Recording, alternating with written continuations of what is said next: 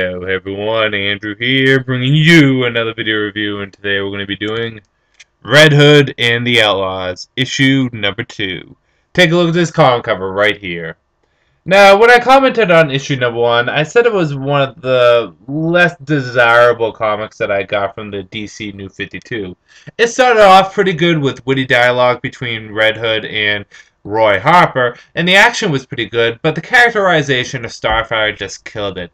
They took a character that was so full of life and so full of personality and so charismatic and so actually integrated into the human nature, and then they turned her into a character void of emotion and cared only really about having sex. Scott Lobdell commented and said that he wanted to make a truly alien character, which is fine and good, but the problem with it is this. Two things. One is Starfire isn't a truly alien character. She's a character that just basically drips with personality. She's just an exaggeration of emotion and human character.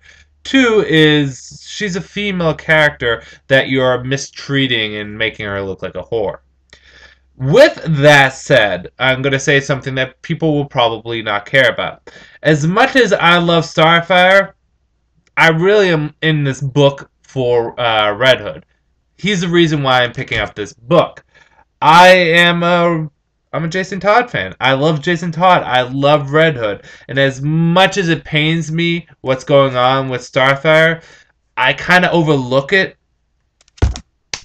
Bad, but I kind of overlook it because my interest is really focused on Red Hood. I'd rather Starfire not be in this book and it be Cassandra Cain.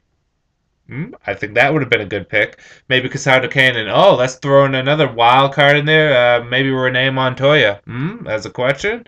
I don't know. But it just, why? Why is she there? Why not put Starfire somewhere else where she's nice, safe, and treated correctly? But the thing is I'm really in for this for Red Hood. And in saying that, I'm kind of moving past issue number 1 and interested to see what happens in issue number 2. Also, I've kind of just learned to live with it. Not like it. By no means do I like it. But Scott Lobdell said he's not changing anything.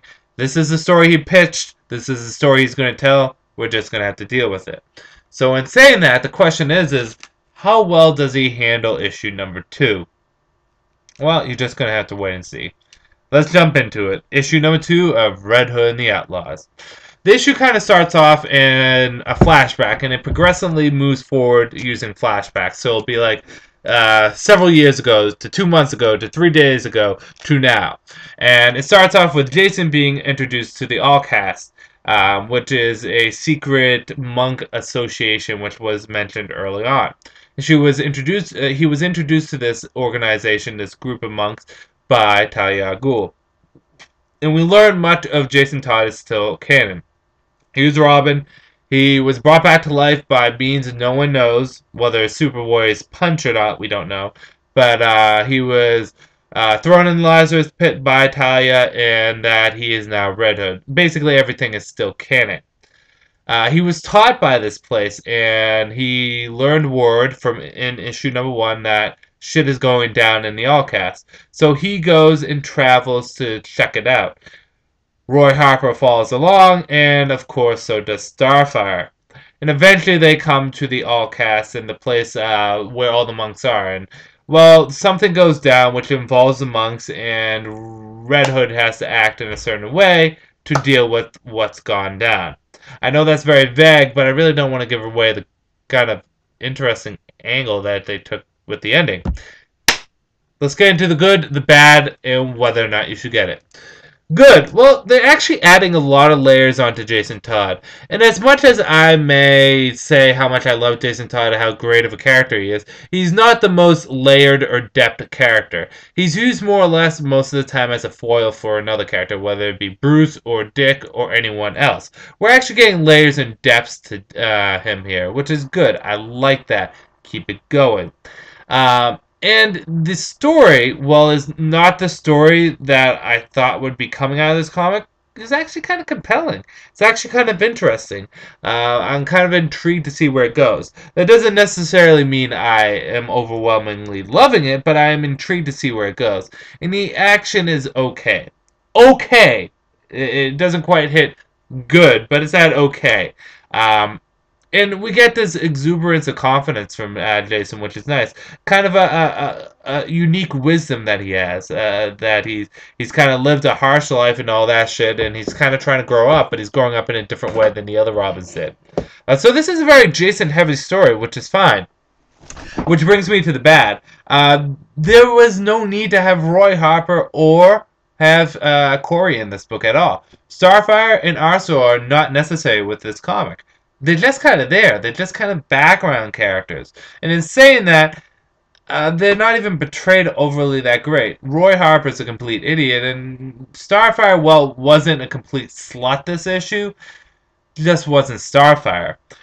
So she didn't offend me. She just confused me. You're not Starfire. Who are you? Who are you? On a whole, whether or not you should get it. Issue number 2 was better than issue number 1, but not by much. It's okay, but the biggest problem I have with this outside of Starfire is the fact that it's just not the story I expected it to be. It's completely different and opposite of what I expected the story to be. Which isn't bad, but it kind of throws me off a bit. I don't like being thrown off too much. So, I don't know really how to recommend this. I'm sticking with it because one, it's a Batman book, and two, I like Jason Todd. But I don't think there's enough here for people really to stay on the book. Fans of Starfire are going to be upset. Fans of Roy are going to be upset. It's really Jason fans that are going to like this. And even then, the story just, again, throws you off. So I'm actually going to have to say Red Hood and the Outlaws issue number 2, while better than the first issue, you're probably better off not getting it. This is Andrew saying, peace out for now.